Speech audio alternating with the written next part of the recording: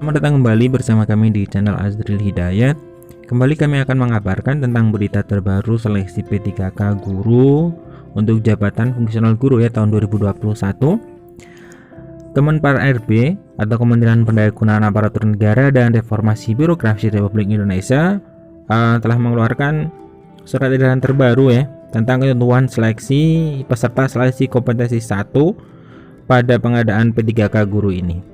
Sebelum kita ke pembahasan, bagi teman-teman yang baru menemukan channel kami, seperti biasa silahkan subscribe dan jangan lupa nyalakan lonceng notifikasinya. Terima kasih. Saya akan bacakan suratnya. Ini tertanggal 16 Juli tahun 2021, nomor B/1075 STTSM 01-00/2021. Sifatnya segera. Hal tentang ketentuan peserta seleksi kompetensi 1 pada pengadaan P3K untuk jabatan fungsional guru tahun 2021. Nah, kepada YTH pejabat pembina kepegawaian daerah di tempat merujuk Peraturan Menteri Pan RB nomor 28 tahun 2021 tentang pengadaan pegawai pemerintah dengan perjanjian kerja untuk jabatan fungsional guru pada instansi daerah tahun 2021, khususnya mengenai ketentuan pelamar THK2 dan guru non-ASN yang terdaftar di Dapodik untuk mengikuti seleksi kompetensi 1, dan memperhatikan banyak pertanyaan terkait kesempatan bagi pelamar untuk dapat mendaftar di sekolah lain yang masih tersedia kebutuhannya. Jika kebutuhan formasi P3K tidak tersedia di sekolah tempat pelamar mengajar, telah diadakan rapat Panselnas tanggal 13 Juli 2021 guna membahas pertanyaan-pertanyaan tersebut. Selanjutnya, rapat Panselnas yang dihadiri oleh beberapa unsur, diantaranya Kemenpan RB, Kemendikbudristek, BKN, BPKP, dan tim QA. Panselnas menyepakati untuk menjelaskan pasal 29 ayat 2 Peraturan Menteri Pan RB nomor 28 tahun 2021 sebagai berikut.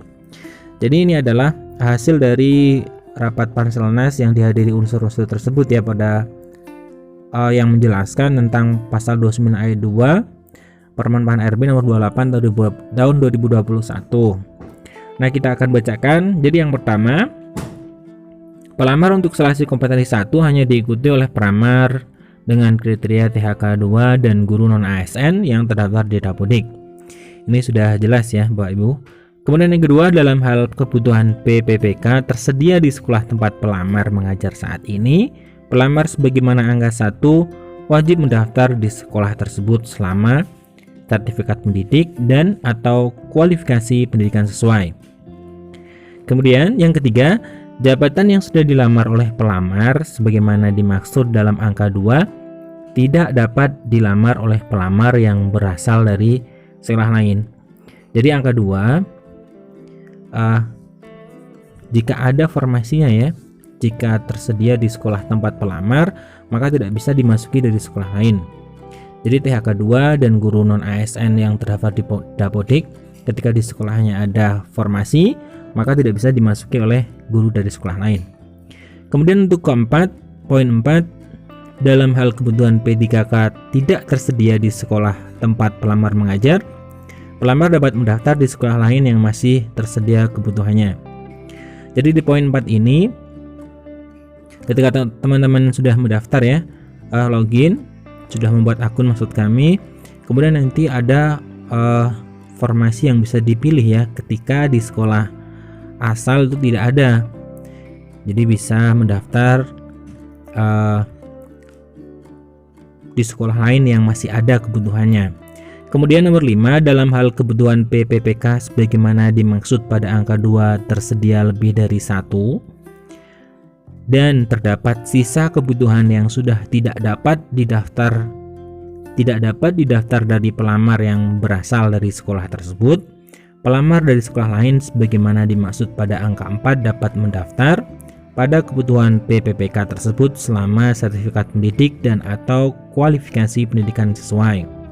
Jadi poin 4 dijelaskan lagi di angka 5. Jadi ketika di sekolah itu terdapat misalkan lebih dari 1, 2 misalkan, kemudian guru atau honorer yang ada di sekolah itu 1, maka yang satu ini, yang satu lowongan atau satu sisa kebutuhan, sisa formasi ini bisa didaftar atau dilamar oleh guru-guru dari sekolah lain yang tidak ada formasinya.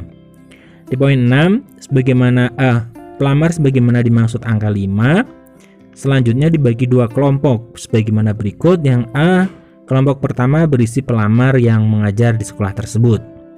B, kelompok kedua yang berisi pelamar yang berasal dari sekolah lain. Jadi nanti ada kelompok ini ya. Kelompok yang pertama adalah guru asli atau guru yang mengajar di sekolah tersebut.